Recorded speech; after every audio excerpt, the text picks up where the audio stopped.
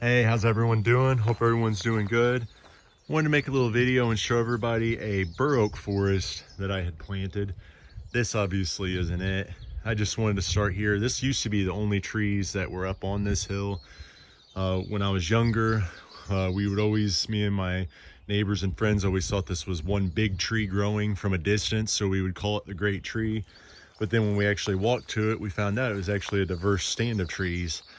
In this stand of trees, you got water oak, shingle oak, hickory, hackberry, cherry, honey locust, and walnut. So there's a lot of different trees just in this little stand here. But over here is the bur oak forest that I planted. Now I planted this about 15 years ago. About 15 years ago, the gravel pit was coming through, which is right over here. And this field wasn't real desirable anyways, because it goes downhill, and then at the bottom it was wet. So when you'd be farming, you'd have to turn around down there, and it was less than ideal. So when it got cut off, I asked my dad and my grandpa at the time if they minded if I planted some trees. So I consulted with my great uncle, who I was lucky enough that he had a lot of bur oak trees on his property. So I decided I wanted to do bur oak trees. One, it's in the white oak family, so it's a little more disease resistant, and it has beautiful wood. It's pretty hardy.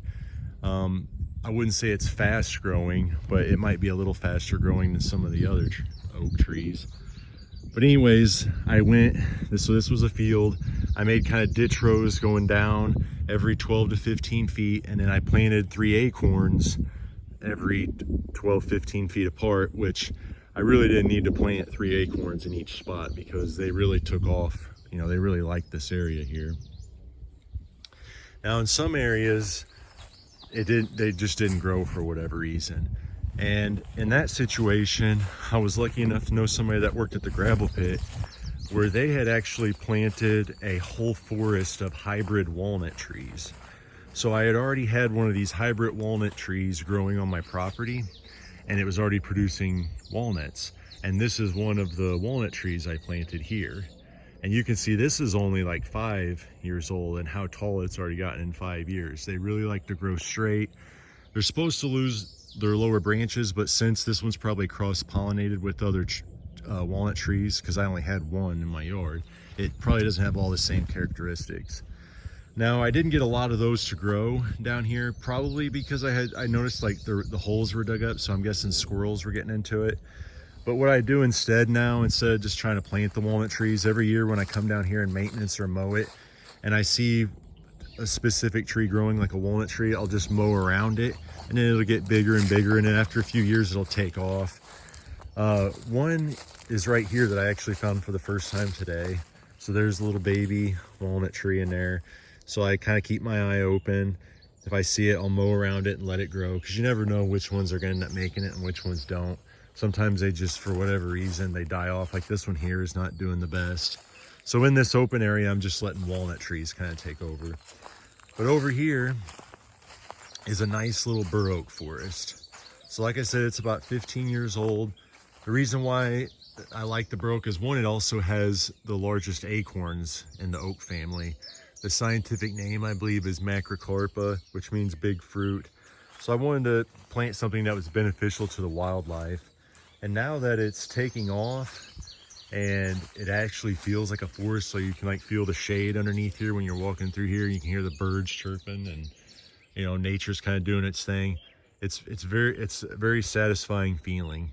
So I just wanted to encourage everybody, if you got some less desirable land on your property, right now the common thing where I live is a lot of, if it's farmable, the trees are just getting clear cut, burnt, removed, and it's becoming a field. So turkeys, squirrels, deer, they all need this habitat to live. And so that's why I want to encourage everybody, if you have some less desirable land, maybe do some research about what trees would grow good on your property and plant some trees. Now, personally, I've planted quite a few trees. Besides these bur oaks, I've also planted 100 cypress trees, probably of which I have about 5 to 10 that are left, so not great success. But that was in an ash timber. The ash trees are all falling over. when it floods, the trees go through the bottoms and tear up the trees I planted. So that was hard. I planted a lot of white cedar, which I had about 25% of the trees that I planted in the white cedar grow. I've tried to plant holly trees, which I did not have any success at all with that. What else? Oh, I planted 3 dawn redwoods, which one of the 3 grew, and I'm going to make a short on that because it is a beautiful tree. It's an amazing tree, and I would like to show everybody the dawn redwood. But this is my little bur oak forest. I come down here, trim it, try to trim it every couple years. The last time I did it was when I made my video on the review for the Milwaukee chainsaw. So it's been probably 4 or 5 years now. But I like to get down here every couple years, trim the saplings, trim the branches. Now it's getting to the point where I don't really have that many branches to trim because it's all, you know, the upper branches. But I'll be putting out a video on the dawn redwood. And with that, just wanted to show this off. Hope everyone has a good day. Encourage everybody to plant a tree. And I wish everybody luck on their adventures. And I'll talk to everyone later.